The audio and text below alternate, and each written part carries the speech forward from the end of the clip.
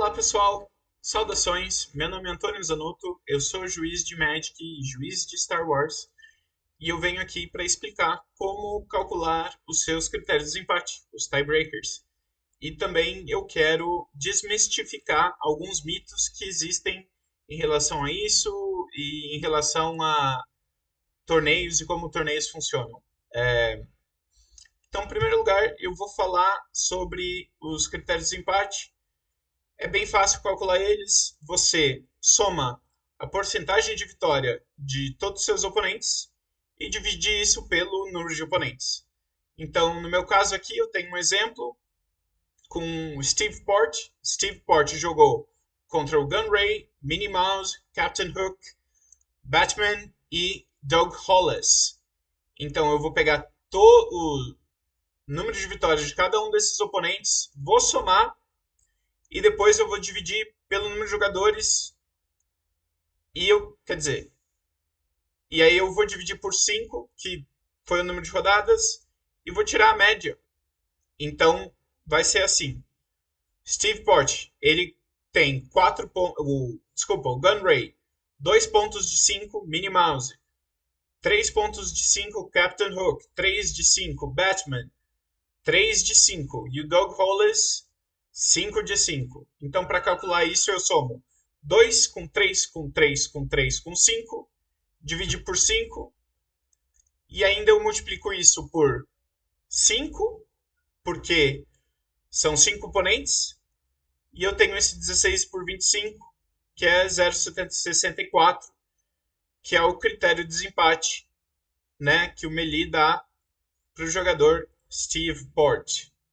Então vocês podem calcular os tiebreakers dessa forma.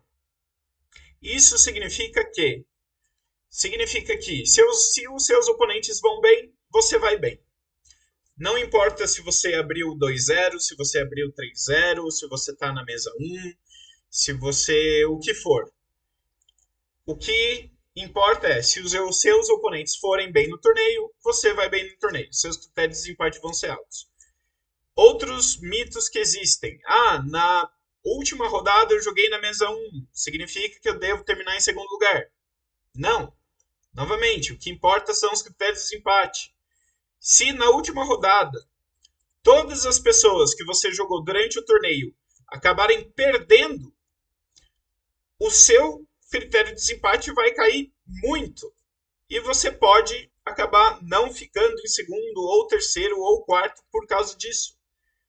A mesa que você senta é escolhida quase que aleatoriamente. Nas primeiras mesas estão as pessoas X0. Nas seguintes estão as pessoas X1. Nas seguintes estão as pessoas X2. Mas dentro do grupo de pessoas X0, quem senta na mesa 1 não é necessariamente a pessoa com a melhor colocação. Quem senta com a mesa 2 não é necessariamente o terceiro e o quarto. Quando você está com uma pontuação, 3 pontos, por exemplo, você não vai jogar com a próxima pessoa que está colocada contra você. Ou seja, o primeiro não joga contra o segundo, o terceiro não joga contra o quarto. Você vai jogar com uma pessoa com a mesma pontuação a sua, só que isso é escolhido de maneira aleatória. E sobre pair down e pair up. Se existe um número ímpar de jogadores com X0, por exemplo, um deles vai ser pair down, ou seja, jogar com uma pessoa com uma pontuação mais baixa. Essa pessoa não é o X0 que tem a pior, não é necessariamente o X0 com a pior colocação. É um X0 aleatório.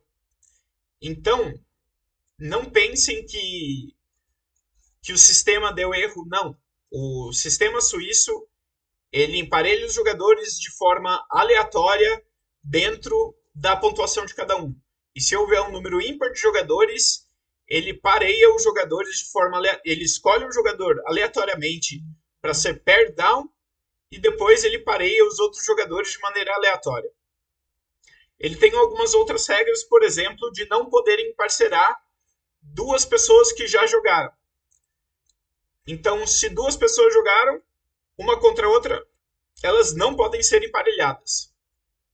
E o algoritmo suíço de emparelhamento leva isso em consideração. É isso. Espero que vocês gostem, espero que vocês tenham aprendido alguma coisa e não fiquem mais com essa ansiedade ou essa chateação de que o sistema te roubou. Estou explicando como um sistema funciona, para assim vocês saberem como funciona a estrutura de um torneio. Valeu, tchau.